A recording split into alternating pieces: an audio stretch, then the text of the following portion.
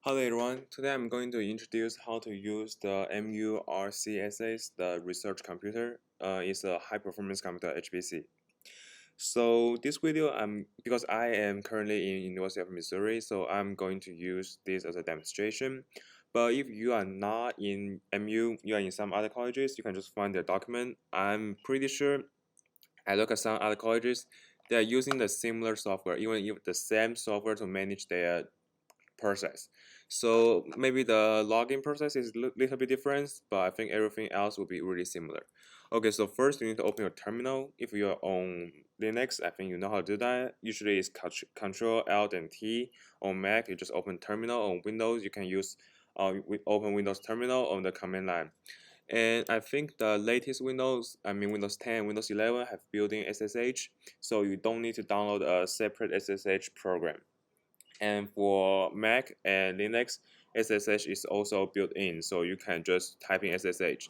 If it's not installed on some Linux distros, you might want to install that and you just Google how to install that. If you're using a Linux, I think you know how to do that. So for Mizzou, there's two HPC. One is Louis, the other is Clock. You need to apply to use Louis, so you can fill in the form here to use Louis. But Clock is open to every Mizzou student and faculties. And I'm pretty sure for some courses you might even need to use the clock to submit your program. But anyway, I'm just going to SSH into the clock.missouri, clock.rnet.researchnet.missouri.edu. I don't need my username here because I'm on the MU MacLab and my username is already WG25R, which is just my Mizzou username. So I enter, I accept this fingerprint, and then I'm typing my MU password. Okay, after I type them in, I got into the terminal. And it's just a Linux thing. You can run your program here, but you are not allowed to run the really computational things here. Here is just some pre-processing. If you want to run your real program, you have to go into the HPC. So now you're just in a login node. It's not. You can run HTOP.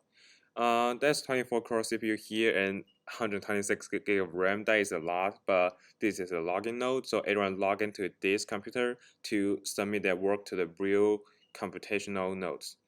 And based on the document, we can see how to submit your program.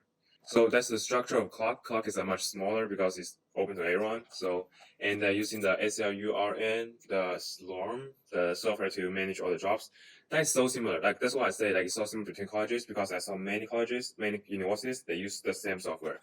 And there are two modes. One you can submit your job. The other you can enter the computational node to run like a shell there. That would be really easy. Like you don't need to submit your job. You can see what you're going to do. But I think they have some limitation there. I think they have a 2-hour limit there. So if you want to use like interactive, the shell one, use hrun, and then you can just what shell you want to use. Usually people use the bash, right? And then see now I'm not in login node anymore. I'm in HPC suite. So here is all my files. I'm going to make a new thing. Winman.py. I don't know if I still have space here, but print hello world. And then I use Python to run it. It's just like a Linux. It's just like a regular Linux. Yeah, just a regular Linux. And we can use htop here. You can see all the program running here. This one is not that busy today. I think it's the end of semester. And that's it. That's it. How you use the interactive one.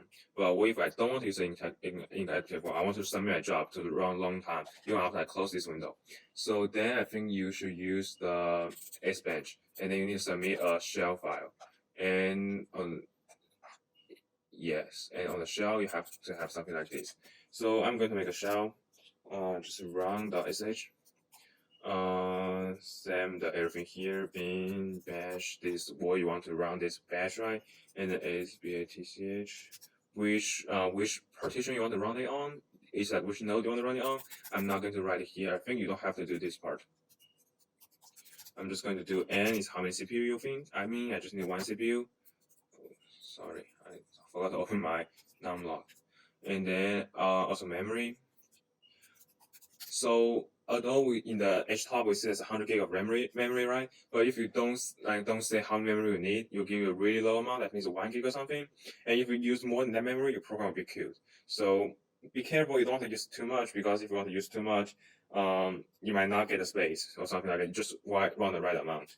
So memory, I just need 1 gig, and then I'm just going to I'm going to run a Python script. I'm going to run the hello world Python cman.py, and then I'm also going to make something else here. So I'm going to echo word.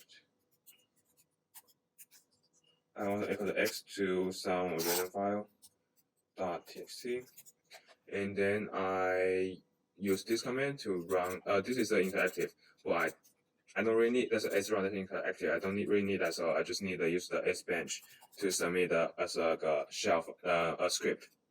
The file is not the same name. What I'm doing.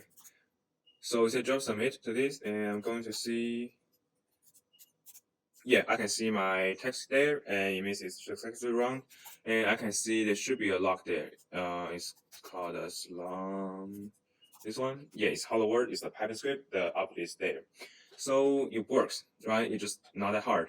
It's just like a Linux machine, but instead of running running a program directly, you want to pack them into a shell, into a script, and then submit that script to the computational node. So if you just run your script here without in the computational node, in the login node, also by the computational node, it's like a way I'm saying that, don't know what's the term actually for that, but you do that, they might kill your file directly if you do that in login node. Okay, I think that's this video, and thank you for watching. I'm kind of tired making a lot of videos like this.